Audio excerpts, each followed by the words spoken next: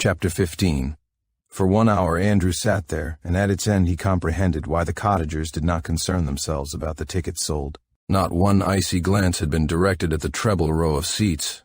Not one inquiring stare bent upon the occasional tourist couple who summoned courage to take a whirl. He and his companions might have been invisible intruders on a foreign planet, for all the notice the elect took of them. There was nothing overt, nothing unkind, but the stranger was as effectually frozen out as if he had fled before a battery of lorgnettes. The cottagers were like one large family. There was no more reserve among the young people than if they had been a party of happy, well-trained schoolchildren. What wonder that the stranger within their gates felt his remoteness. During the Lancers they almost romped. They might have been on the lawn of one of their own cottages, and these outsiders hanging on the fence. To any and all without their world they were unaffectedly oblivious. At the end of the hour Andrew rose heavily and left his seat. His face was gray, his knees shook a little. He understood. But his cup of bitterness was not yet full. As he made his way down the passage behind one of the rows of chairs reserved for the cottagers, he beheld a girl who had just entered.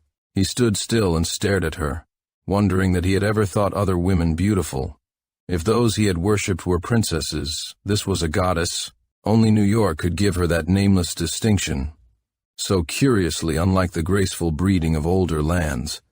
The difference between the hothouse orchid and the lily of ancient parks.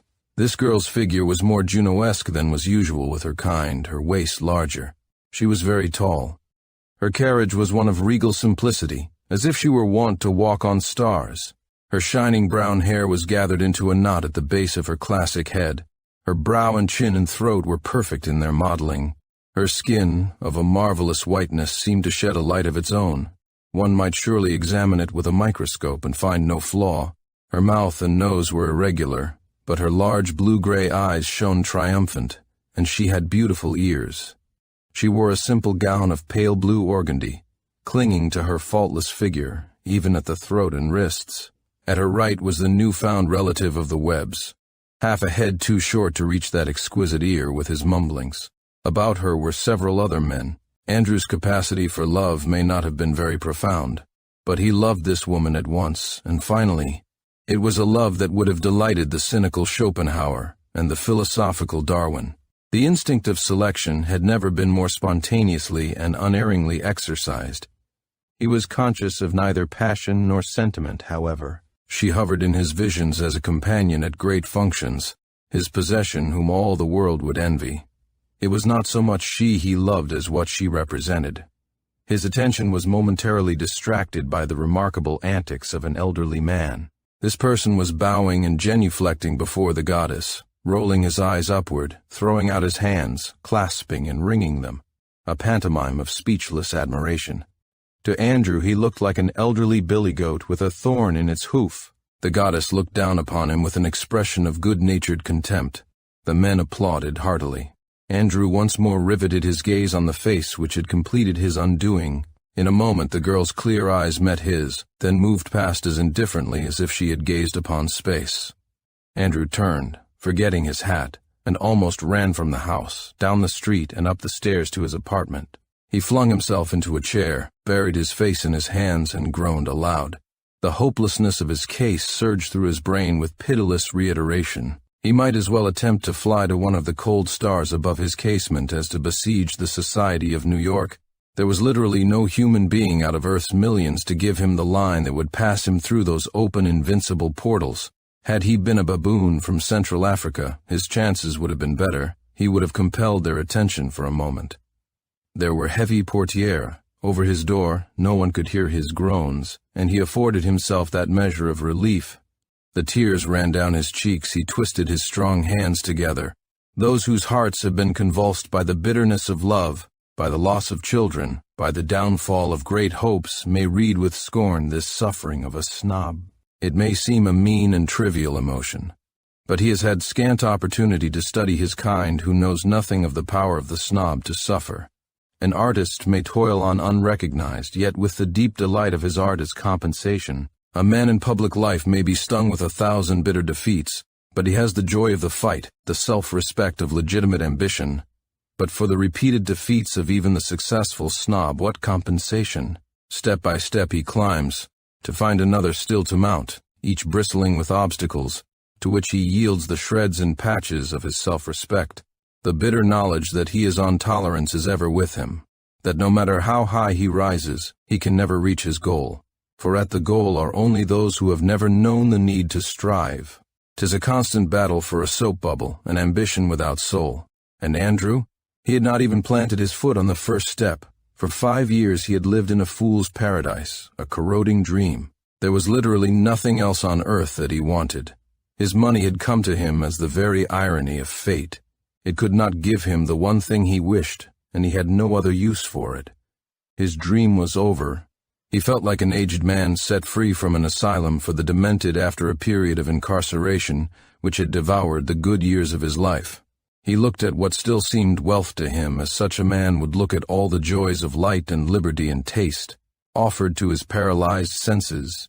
When the sun rose it shone down with an air of personal sympathy upon the fleet of white yachts in the bay, upon the grand old avenues, upon the relics of an historic past no cottager ever thinks of, upon the splendid houses of those who have made Newport's younger fame, and it straggled through one pair of heavy curtains and gleamed upon the white face of a young man who had joined the ranks of those that proclaimed the world their conqueror. Chapter 16. Crowned with One Crest.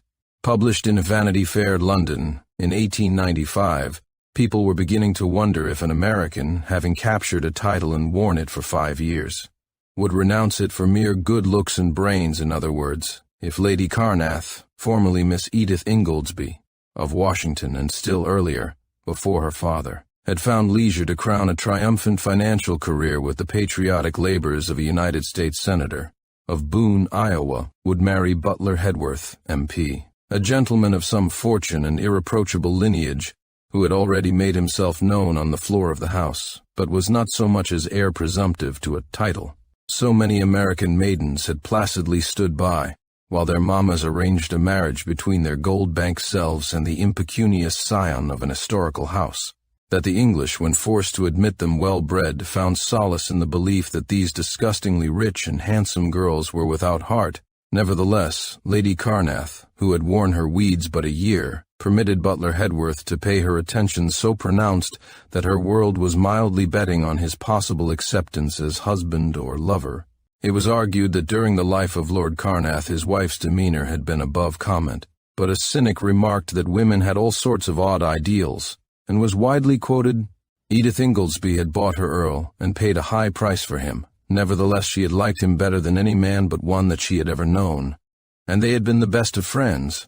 When she met him, she was in the agonies of her only passion, and had clutched the first opportunity to bury alive the love that was destroying her beauty and her interest in life.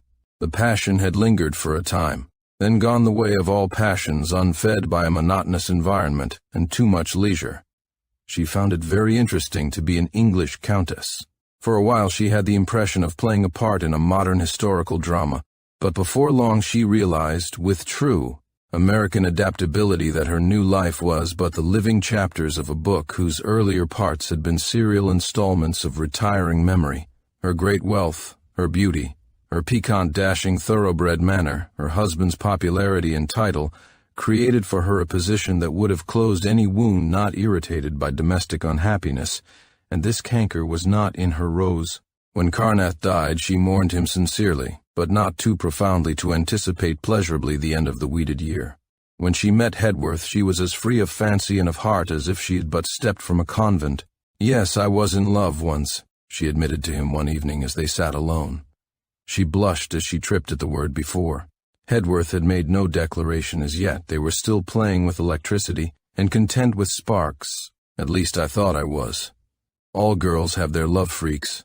I had had several, when I was in my teens. This seemed more serious, the grand passion, because there was an obstacle. He was married. If he had been free, if there had been no barrier between myself and what I wanted, I think it would have been quite different. You see, I had had my own way so long that the situation, combined, of course, with the man himself, who was very magnetic, fascinated me, and I let myself go, to see what it would be like to long for something I could not have. I suppose it was my imagination that was at work principally, but I ended by believing myself frantically in love with him. Hedworth stood up as she paused, and leaned against the mantel, looking down at her. They were in her boudoir, a yellow satin room that looked like a large jewel casket. Lady Carnath's long, slender, round figure betrayed its perfections in a gown of black chiffon. On her white neck and arms and in her black hair were many diamonds. She had dressed for the opera, then given the evening to Hedworth. Her dark face was delicately modeled. The mouth and chin were very firm, but the lips were full and red.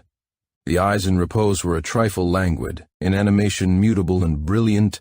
The brows were finely penciled, and the soft dark hair, brushed back from a low forehead, added to the general distinction of her appearance. Hedworth studied her face as he had studied it many times. "Well?" he asked. He had an abrupt voice, suggestive of temper, and the haughty bearing which is the chief attraction of Englishmen for American women. His face was as well chiseled as the average of his kind, but lacked the national repose. The eyes were very clever, the features mobile. The tenacity and strength of his nature were indicated in the lower part of his face and in the powerful yet supple build of the man. Well, what sort of a man was this Johnny? Oh, I am not very good at describing people, quite different from you, much lighter. I don't care what he looked like. A man only looks to a woman who is in love with him as she imagines he looks. Was he in love with you? Yes, of course he was. Did he tell you so? The delicate red in Lady Carnath's dark cheek deepened. Yes, he did. Did you tell him that you loved him? Yes. What did he do? I don't know that you have any right to be so curious. Of course you need not answer if you don't wish. Did he kiss you? Yes, he did, if you want to know. We had a tremendous scene. I went into high tragics and I suppose bored the poor man dreadfully. He was much more matter-of-fact, I suppose? Yes, he was. Where did this scene take place? In the drawing-room one afternoon when he had walked home with me from a tea. What happened the next time you met him? I never saw him again, that is, alone. Hedworth's face and tone changed suddenly, both softened. Why not? She raised her head from the back of the sofa and lifted her chin defiantly. I did not dare, if you will know. Carnath came along shortly after, and I took him as soon as he offered himself. Why do you look so pleased? The one was as bad as the other, only in the course I took there was no scandal. Which is the point. Scandal and snubs and vulgar insinuation in print and out of it would have demoralized you. How do you feel towards this man now? If he were free and came for you, would you marry him? She shook her head and looked up at him, smiling and blushing again. He is no more to me than one of the book heroes I used to fancy myself in love with. Why didn't he get a divorce and marry you? I thought anyone could get a divorce in the States. You English people know so much about the United States. You are willing to believe anything and to know nothing. I really think you feel that your dignity would be compromised if you knew as much about America as we know about Europe. Your attitude is like that of old people to a new invention which is too remarkable for their powers of appreciation, so they take refuge in disdain. He smiled, as he always did when her patriotism flamed. You haven't answered my question. What? Oh, divorce. If a man has a good wife, no matter how uncongenial, he can't get rid of her unless he is a brute, and I didn't happen to like that sort of man. Like? I thought you said just now that you loved him. I don't think now that I did. I explained that a while ago. Why have you changed your mind? I never knew a man to ask so many questions. But before he left her, he knew. Edith anticipated pleasurably the sensation her engagement would make, but did not announce it at once. She had a certain feminine secretiveness which made her doubly enjoy a happiness undiluted by publicity. Moreover, some further deference was due to Carnath. She was very happy, the more so as she had believed until a short while ago that her strong temperamental possibilities were vaulted in her nature's little churchyard. Our hearts after first love are like our dead, she thought.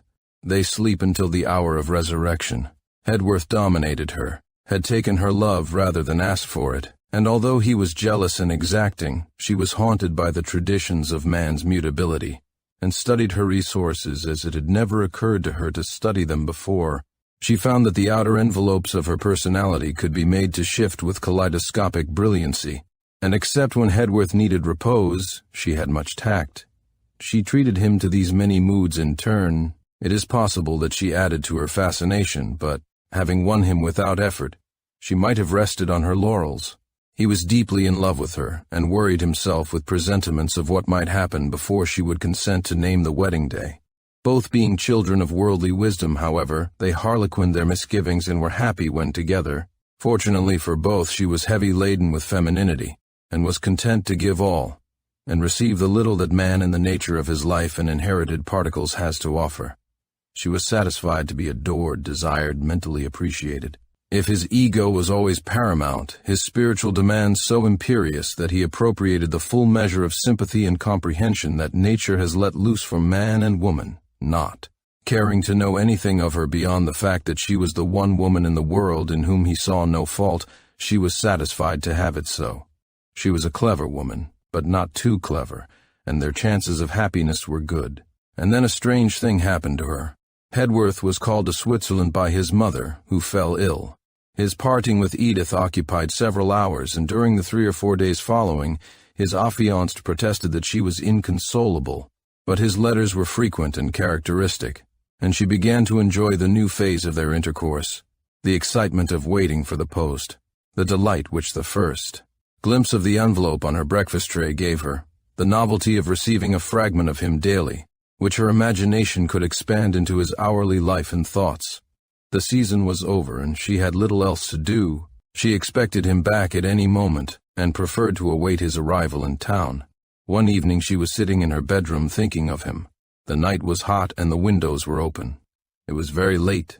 She had been staring down upon the dark mass of treetops in the park, recapitulating, phase by phase, the growth of her feeling for Hedworth. Suddenly it occurred to her that it bore a strong racial resemblance to her first passion, and being too intelligent to have escaped the habit of analysis, she dug up the old love and dissected it. It had been better preserved than she would have thought, for it did not offend her sense, and she gave an hour to the office. She went back to her first moment of conscious interest in the hero of her tragedy, galvanized the thrill she had felt when he entered her presence, her restlessness and doubt and jealousy when he was away, or appeared to neglect her, the recognition that she was in the hard grasp of a passion in which she had had little faith, the sweetness and terror of it, the keen delight in the sense of danger. There had been weeks of companionship before he had defined their position. It occurred to her now that he had managed her with the skill and coolness of a man who understood women and could keep his head, even while quickened with all that he inspired. She also recalled, her lips curling into a cynical grin, that she had felt the same promptings for spiritual abandonment, of high desire to help this man where he was weak, to restore some of his lost ideals, or to replace them with better, to root out the weeds which she recognized in his nature, and to coax the choked bulbs of those fairer flowers which may have been there before he and the world knew each other too well. Then she relived the days and nights of torment when she had walked the floor wringing her hands, barely eating and sleeping. She recalled that she had even beaten the walls and flung herself against them. The procession was startlingly familiar and fresh of lineament, even the moments of rapture, whose memory is soonest to fade, and the fitful solace she had found in those last days, imagining what might have been. She got up and walked about the room, half amused, half appalled. What does it mean, she thought. Is it that there is an impalpable entity in this world for me, and that part of it is in one man and part in another? Is the man who has the larger share the one I really love?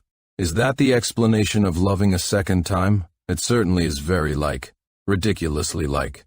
She turned her thoughts to Hedworth, but they swung aside and pointed straight to the other man. She half expected to see his ghost framed in the dark window. He seemed so close. She found herself living the past again and again, instinct with its sensations. He had had much in his life to cark and harrow, and the old sympathy and tenderness vibrated aloud, and little out of tune. She wondered what had become of him, what he was doing at the moment. She did not believe that he had loved any woman since. He had nearly exhausted his capacity for loving when he met her. And at the same time she was distinctly conscious that if the two men stood before her she should spring to Hedworth. Nevertheless, when she conjured his image, the shadowy figure of the other man stood behind, looking over Hedworth's shoulder with the half-cynical smile, which had only left his mouth when he had told her, with white face whose muscles were free of his will for the moment, that he loved her. Is it the old love that is demanding its rights, not the man? She thought. Is it true, then, that all we women want is love, and that it is as welcome in one attractive frame as another, that it is not Hedworth I love, but what he gives me? Now that I even suspect this, can I be happy? Will that ghost always look over his shoulder? She was a woman of sound practical sense, and had no intention of risking her happiness by falling a victim to her imagination. She pressed the electric button and wrote a letter to her former lover. A friendly letter without sentimental allusion, asking for news of him. The sight of the handwriting that once had thrilled her, as well as the nature of his reply, would at least bring her to some sort of mental climax. Moreover, he might be dead. It might be spiritual influence that had handled her imagination. She was not a superstitious woman. She was merely wise enough to know that she knew nothing, and that it was folly to disbelieve anything. Hedworth did not return for 3 weeks. During that time, it seemed to her that her brain was an amphitheater in which the two men were constantly wrestling. She never saw one without the other. When Hedworth mastered for the moment, she was reminded that he was merely playing a familiar tune on her soul keys. She felt for the man who had first touched those keys a persistent tenderness, and during the last days watched restlessly for his letter. But she felt no desire whatever to see him again. For Hedworth she longed increasingly. Hedworth returned. The other man vanished. She announced the engagement. They had been invited to the same houses for the autumn. Necessarily they saw little of each other, and planned to meet in the less frequented rooms and in the woods. At first they enjoyed this new experience, but when they found themselves in a large party that seemed to pervade every corner of the house and grounds at once, and 2 days had passed without an interview of 5 minutes' duration, Hedworth walked up to her, she was alone for the moment, and said, 4 weeks from today we marry. She gave a little gasp but made no protest. I have had enough of dawdling and sentimentalizing. We will marry at your place in Sussex on the 2nd of October. Very well, she said. Shortly after she went to Paris to confer with the talent that should enhance her loveliness, then paid Mrs. Hedworth a visit in Switzerland. Hedworth met her there, and his mother saw little of her guests. Edith returned to England alone. Hedworth was to follow at the end of the week, and spend the few remaining days of his bachelorhood at the house of a friend whose estate adjoined the one Lady Carneth had bought not long after her husband's death. Several days after her return, she was sitting at her dressing table when a letter was handed her bearing the Washington postmark. Her maid was devising a new coiffure, and she was grumbling at the result. She glanced at the handwriting, pushed the letter aside, and commanded the maid to arrange her hair in the simple fashion that suited her best. After the woman had fixed the last pin, Edith critically examined her profile in the triple mirror, then thrust out a thin little foot to be divested of its mule and shod in a slipper that had arrived that morning from Paris. She expected people to tea. While the maid was on her knees, Edith bethought herself of the letter and read it. Dear Lady Carneth, I have been in Canada all summer. No letters were forwarded. I find yours here at the Metropolitan. Thanks, I am well. Life is the same with me. I eat and drink and wither. But you are a memory to be thankful for, and I have never tried to forget you. I was glad to learn through Tower, whom I met in Montreal, that you were well and happy. I wish I may never hear otherwise. Then followed several pages of news of her old friends. Poor fellow, thought Edith with a sigh, but I doubt if any woman or any circumstances would ever make a man like that happy. There are those wretched people, and I am not half-dressed. Nevertheless, he again took his stand in her brain and elbowed Hedworth, whose concrete part was still detained in Switzerland. She did not answer the letter at once. It was not an easy letter to answer, but it haunted her, and finally she sat down at her desk and bit the end of her penholder. She sat staring before her, the man in complete possession, and gradually the color left her face. If this old love, which her mind and senses had corporealized, refused to abdicate, had she any right to marry Hedworth? Now that she had unlocked this ghost, might not she find it at her side whenever her husband was absent, reminding her that she was a sort of mental bigamist? Carnath had no part in her dilemma. She barely recalled his episode. She was as positive as she had been when the past unrolled itself that she had no wish to see the first man again, that did he stand before her his power would vanish. He was a back number, a fatal position to occupy in the imagination of a vital and world-living woman. Is it all that he awakened, made known to me, represented, that arises in resentment? Or is it that the soul only gives itself once, acknowledges only one mate? The mind and body, perhaps, obey the demand for companionship again. The soul in its loneliness endeavors to accompany these comrades, but finds itself linked to the mate of the past. Probably when a woman marries a man she does not love, The soul, having no demand made upon it, abstracts itself, sleeps. It is when a mate to whom it might wholly have given itself appears that, in its isolation and desolation, it clamors for its wedded part. Her teeth indented the nib of her penholder. Was ever a woman in such a predicament before? So illusionary and yet so ridiculously actual. Shall I send Hedworth away and sit down with this phantom through life? I understand that some women get their happiness out of just that sort of thing. Then when I forget Hedworth, would I forget him? His passion needed to set the soul free. Until Hedworth made me feel awakened womanhood personified, I had not thought of this man for years, not even during the year of my mourning, when I was rather bored. What am I to do? I can't fling my life away.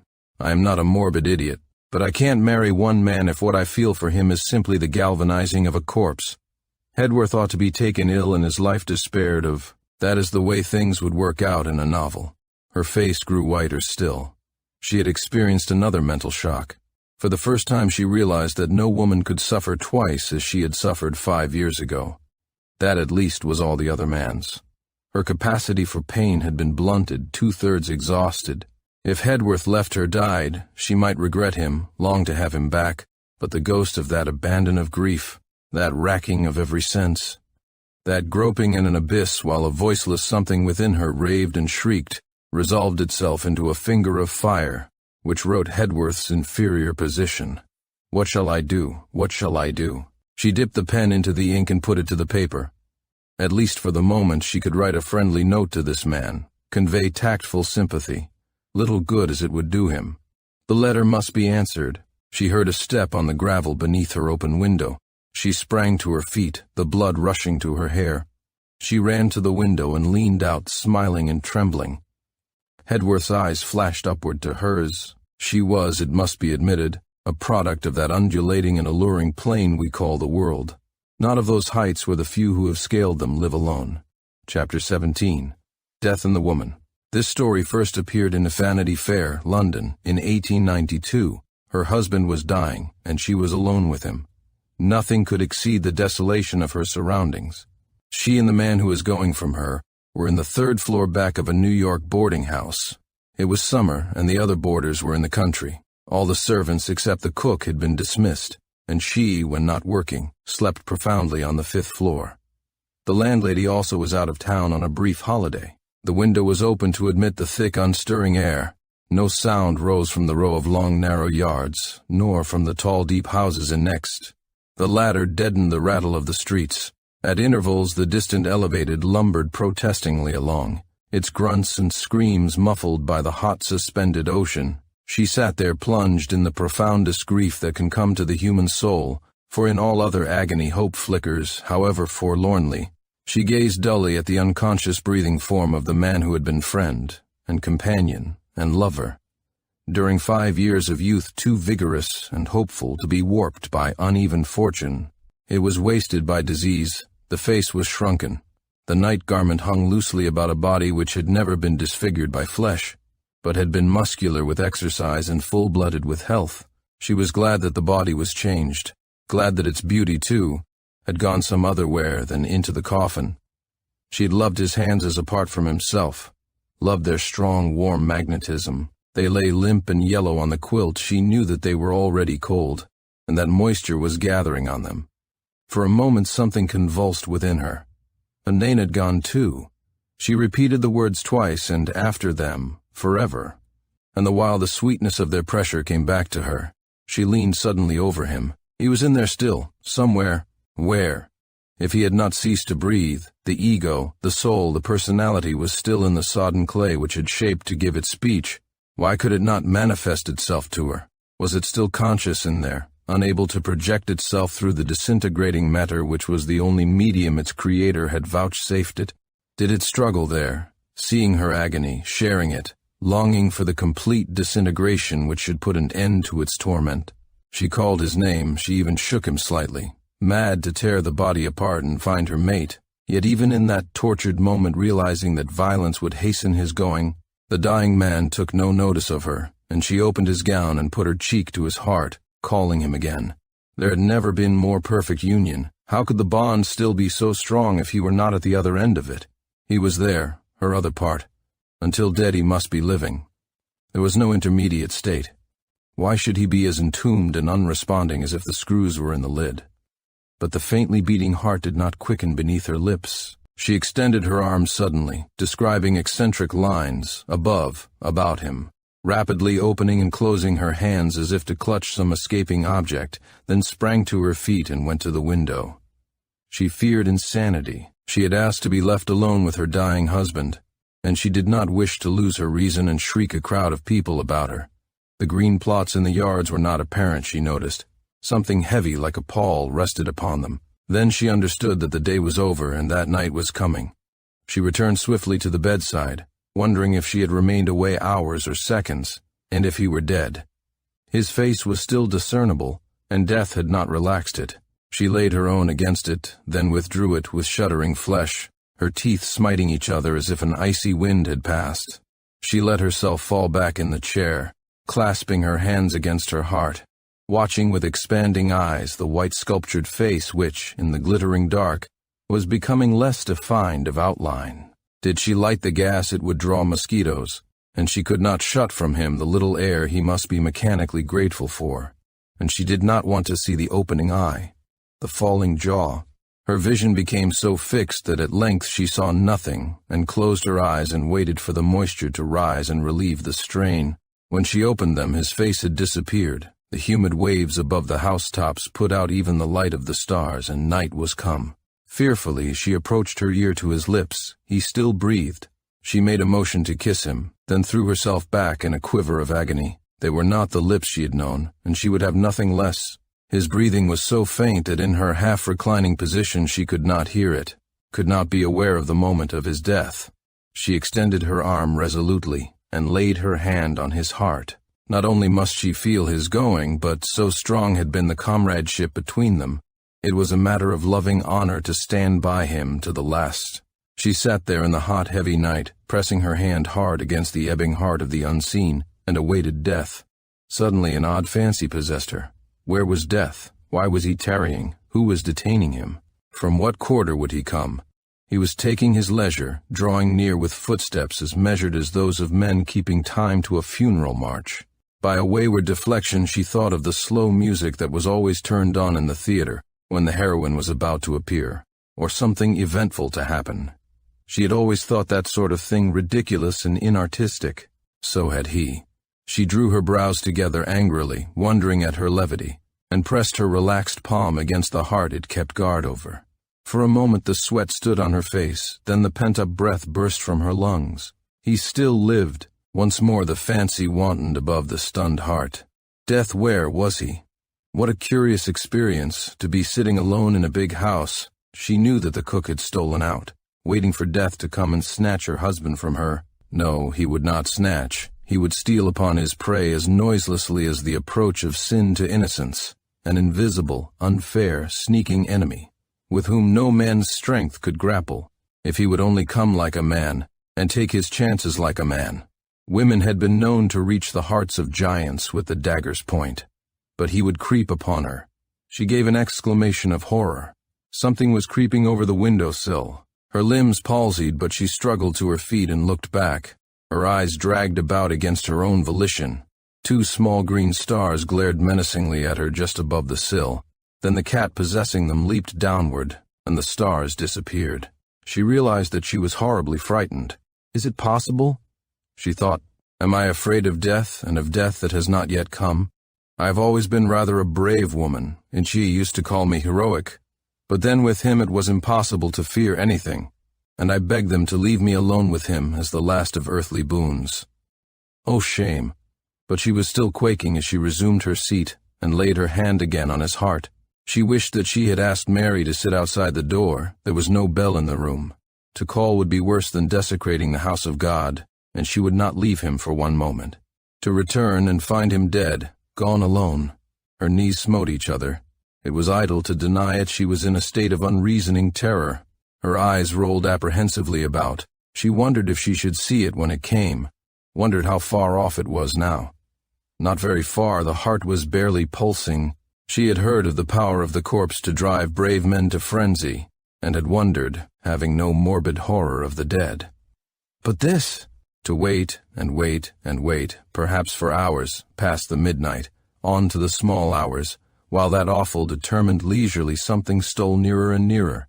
She bent to him who had been her protector with a spasm of anger. Where was the indomitable spirit that had held her all these years with such strong and loving clasp? How could he leave her? How could he desert her? Her head fell back and moved restlessly against the cushion, moaning with the agony of loss. She recalled him as he had been.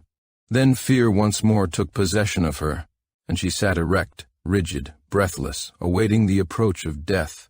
Suddenly, far down in the house on the first floor, her strained hearing took note of a sound, a wary, muffled sound, as if someone were creeping up the stair, fearful of being heard. Slowly, it seemed to count 100 between the laying down of each foot. She gave a hysterical gasp. Where was the slow music? Her face, her body were wet, as if a wave of death sweat had broken over them. There was a stiff feeling at the roots of her hair. She wondered if it were really standing erect, but she could not raise her hand to ascertain. Possibly it was only the coloring matter freezing and bleaching. Her muscles were flabby, her nerves twitched helplessly. She knew that it was death who was coming to her through the silent, deserted house, knew that it was the sensitive ear of her intelligence that hurt him, not the dull, coarse-grained ear of the body. He toiled up the stair painfully, as if he were old and tired with much work. But how could he afford to loiter, with all the work he had to do? Every minute, every second, he must be in demand to hook his cold, hard finger about a soul struggling to escape from its putrefying tenement. But probably he had his emissaries, his minions, for only those worthy of the honor did he come in person. He reached the first landing and crept like a cat down the hall to the next stair, then crawled slowly up as before. Light as the footfalls were, they were squarely planted, unfaltering, slow, they never halted. Mechanically she pressed her jerking hand closer against the heart. Its beats were almost done. They would finish, she calculated, just as those footfalls paused beside the bed. She was no longer a human being. She was an intelligence and an ear. Not a sound came from without. Even the elevated appeared to be temporarily off duty. But inside the big quiet house that footfall was waxing louder, louder, until iron feet crashed on iron stairs and echo thundered. She had counted the steps, 1, 2, 3. Irritated beyond endurance at the long, deliberate pauses between. As they climbed and clanged with slow precision, she continued to count, audibly and with equal precision, noting their hollow reverberation. How many steps had the stair? She wished she knew. No need.